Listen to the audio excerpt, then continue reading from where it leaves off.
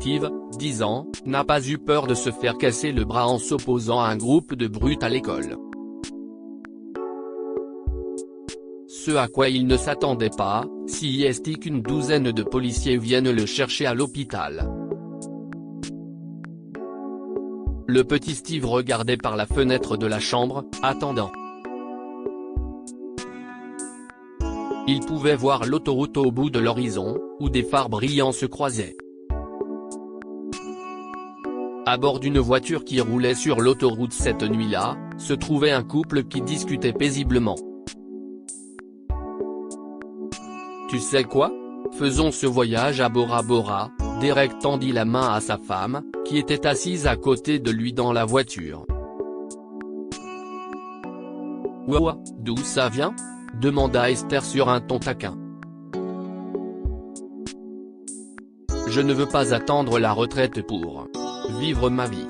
Parfois, ce foutu travail vous fait oublier que vous avez une famille, un petit garçon brillant et une femme ravissante. » Ces mots ont flatté Esther. Donc tu es allé à une fête de départ à la retraite d'un collègue policier, et ça t'a fait changer Davis. C'est une information très utile. Je suis sérieux. Faisons une pause dans l'ornière et point haut, donc nos vies sont dans une ornière maintenant ? Esther était amusée par la facilité avec laquelle son mari tombait dans ses pièges. Eh bien, pas n'importe quelle ornière. Une belle ornière. Je dis simplement qu'il faut profiter de la vie avant de... Tout à coup, le couple fut surpris par une lumière aveuglante qui s'approcha à vive allure de leur voiture. Ils n'eurent pas le temps de réaliser qu'un camion venant en sens inverse avait dérapé sur la mauvaise voie. Le camion les percuta et la voiture fut projetée en l'air dans cet éclair de lumière aveuglante et de crissement de pneus. Pendant une milliseconde, ils ont compris qu'ils ne s'en sortiraient pas. Ils se serrèrent les mains, et rendirent l'âme. Point de retour chez lui, Steve était sous le choc et émerveillé par la vue lointaine d'une voiture volante. J'ai hâte d'en parler à mon père, se dit-il, inconscient de l'ironie brutale de la situation. 4 années paisibles s'étaient écoulées depuis cet accident fatal. Personne ne pouvait prendre la place de ses parents dans la vie de Steve, mais son grand-père Joe était la seule famille qui lui restait. Il avait l'intention d'élever Steve avec autant d'amour et de vertu qu'il l'avait fait avec Derek. Je me demande ce que Steve doit endurer aujourd'hui. Joe s'inquiétait en rentrant chez lui après avoir vu les pierres tombales de son fils et de sa belle-fille. Au même moment, Steve était à l'hôpital local, hurlant de douleur. Juste après avoir été alerté par un coup de fil anonyme, Joe se rendit à l'hôpital. Ces mots terribles se répétaient dans sa tête. « Steve, mon enfant », dit Joe en courant vers son petit-fils, le réveillant involontairement de son sommeil. Il le serra dans ses bras en prenant le soin d'éviter sa main droite plâtrée. Que s'est-il passé ? Qui est cet homme ? Joe remarqua un étranger qui se tenait à côté de Steve, portant un uniforme de concierge. « C'est vous qui m'avez appelé ? Avez-vous quelque chose à voir avec ça ? Qu'est-ce ce que ça veut dire ?» La suspicion de Joe augmentait à chaque seconde qui passait. « Ce n'est pas sa faute, grand-père. C'est moi. » Steve baissa les yeux en relatant ce qui s'était passé. Il était assis dans la cour de récréation, s'occupant de ses affaires, quand il a remarqué une bande de garçons se moquer et intimider le concierge, Pete. En essayant de les convaincre d'arrêter, il fut violenté à la place de Pete. Ensuite, j'ai entendu la voix de papa qui disait « Alors, j'ai essayé d'éloigner les garçons de Pete. J'ai finalement dû en repousser un de toutes mes forces. Il s'est accroché à ma main, et nous avons tous les deux atterri sur mon coude droit en tombant. Si est ainsi que je me suis cassé la main. Est-ce vrai, jeune homme? Pete hocha la tête. Le concierge prit la parole pour donner sa version des faits. Si est au milieu d'une crise d'asthme que les garçons ont commencé à se regrouper autour de moi. Ils ont jeté mon inhalateur, et j'étais complètement impuissant quand Steve m'a vu.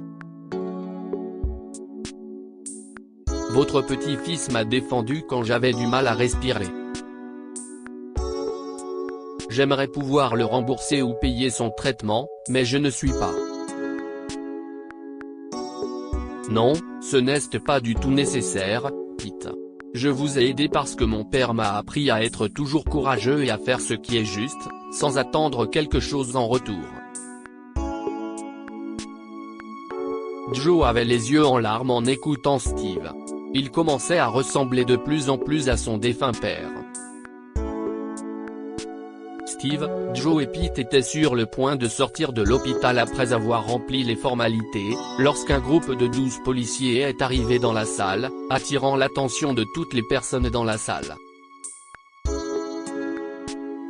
Steve ? Demanda l'un des policiers en montrant sa carte d'identité officielle. Steve hocha nerveusement la tête. L'école s'était-elle plainte de lui? Va-t-il aller en prison?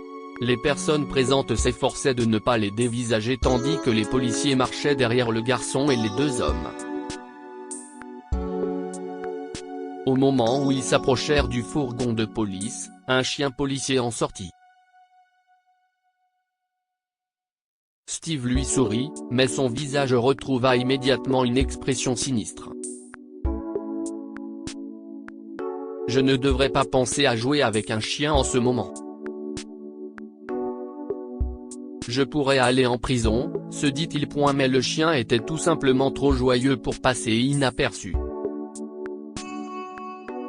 Il commença à remuer sa queue autour de Steve, essayant de lui sauter dessus et de lui lécher le visage. Le petit garçon oublia un instant qu'il était dans une situation délicate, et il embrassa le chien. On dirait qu'il t'aime bien. Moi aussi, je l'aimais bien. Je ne savais pas que les chiens policiers pouvaient être aussi chaleureux. Eh bien, il est à toi, petit point. Steve pensait que le policier plaisantait. Robin.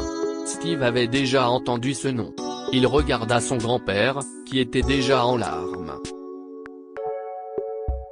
Une policière tapota Joe dans le dos, essayant de consoler le vieil homme. Nous aimions tous Derek. 4 ans sont passés et ça fait toujours bizarre de parler de lui au passé. Se tournant vers Steve, elle continua, mais aujourd'hui, quand Joe nous a raconté au téléphone comment tu avais défendu le concierge de ton école, nous avons su qu'il était temps de te présenter Robin. Si est alors que Steve s'est rappelé qui était Robin. Des mois avant sa mort, Derek s'était extasié sur un nouveau chien policier qui lui avait été attribué. Peut-être qu'on te donnera un chien un jour, Stevie, avait ajouté Esther, sachant à quel point son fils aimait jouer avec les chiens. Je peux avoir Robin comme chien? S'il te plaît, s'il te plaît, s'il te plaît. Steve avait ainsi supplié son père. Peut-être un jour, lui répondit-il quelques mois avant de rendre son dernier soupir. Quoi prenons-nous de cette histoire? N'oubliez pas les leçons de vie que vos proches ont semées en vous. Les parents bien-aimés de Steve n'étaient plus de ce monde, mais il n'a jamais oublié les valeurs que son père lui a enseignées.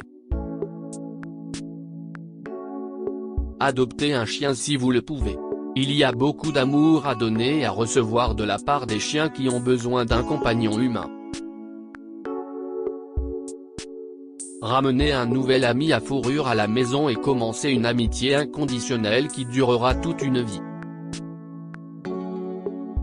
Partagez cette histoire avec vos amis. Elle pourrait égayer leur journée et les inspirer.